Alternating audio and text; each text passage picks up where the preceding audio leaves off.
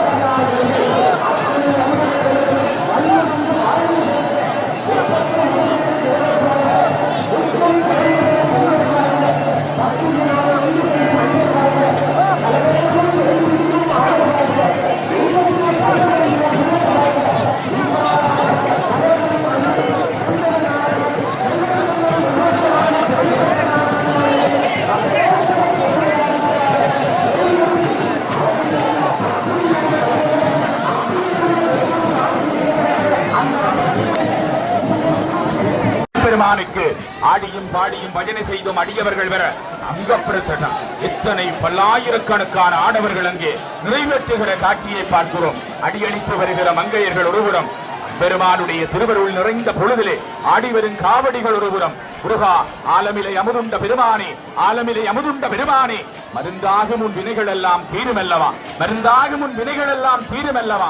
பாருங்கள், செங்கதிரோன் கூட சூரிய பகவான் ஒளிக்கேற்றை நிறுத்திவிட்டான். அந்த கார் முகிலுக்குள்ளே எல்லாம் வல்ல செல்வச்சன்னதி வடிவேலன் அக்கினி சுவாலை போன்ற சித்திர ரத்திலே ஆரோகணிக்கிறான். இயற்கை அழகு பொருந்திய சித்திர தேரிலே குமரன் வருகிற வேளை அற்புதமான அழகான குரலிலே